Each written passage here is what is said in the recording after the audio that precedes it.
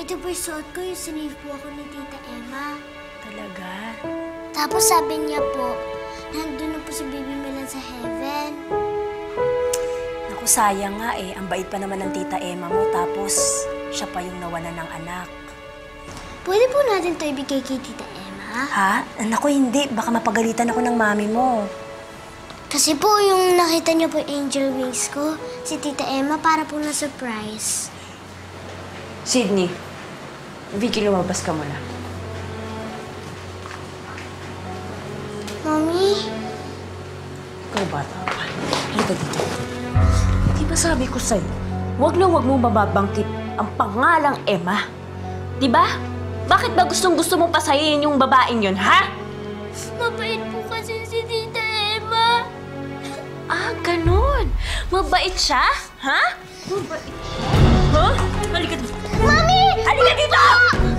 Mami, wag po! Puro na lang si Emma! Si Emma! Si Emma mo! Ibig mo! Halika dito! Mami, wag po! Mami, wag po! Georgia! Tama na yan! Daddy!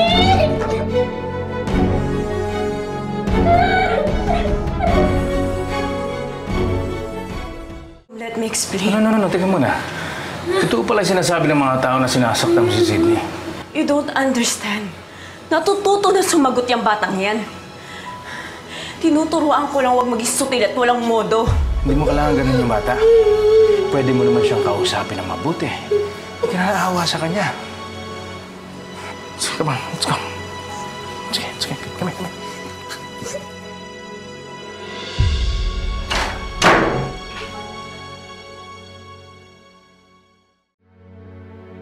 Selma, bakit? I've been trying to reach you pero hindi ka sumasagot. May problema kasi ako eh. Eh, nandito si Dave. Pinuntahan niya ako. May sasabihin daw siya sa'yo. Ito na. Hello, ma'am. Ma'am, baka naman nagkakalimutan tayo. Kailangan ko ng anta ngayon. Oo, alam ko, sumublay ako nung nakaraan sa ospital. Pero nasakasama ko naman si Loling, di ba? Yun, di siya nakapagsalita kay ano. Kaya man na totoo. Oo na. Ipapadala ko kay Selma bukas. Tumahimik ka lang. Yan, ayos. Ma'am, ganyan pala ng ganyan eh. Magkakasundo talaga tayo. Hindi mo na. Baka kasi pumalpak ka na naman, mahuli ka pa. Eh sigurado naman ako na hindi magigising yung matandang yan. Sana nga hindi na siya magising. Sige, ma'am. So ano, Georgia? Okay na tayo kay Loling? For now. May isa pa akong problema eh. Nahuli kasi ako ni Rome na pinapalo ko si Sydney. Ano? Sana mamaya na tayo mag-usap. Georgia, pwede ba tayo mag-usap?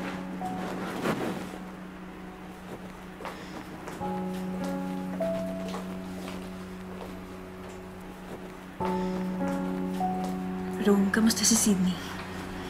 Okay lang ba siya? Hindi na ba siya galit sa akin? Alam mo, hindi magiging okay yung bata kung paulit-ulit mo siyang pinapalo. Bigla lang naman ako kanina. Nasaktan kasi ako kasi sinasagot niya ako. Hindi naman siya ganun dati. Okay, kahit na ano pang gawin ng bata. Kahit na ano pang gawin ni Sydney, huwag mo siyang papaluin. Kahit na sinong bata, yan ang pinaka-ayoko sa lahat. Mas lalo na kapag ano ko siya. Rome, sorry. Hindi na talaga mauulit. Kaya nawawala ng amor sa'yo yung bata. Kita mo, mas napapalapit siya kay Emma kaysa sa'yo. Hindi pinapalo ni Emma yung bata. Sana naman wag mo akong ikumpara sa kanya. Promise. Hindi na talaga mauulit. Hindi ko napapaluin si Sydney.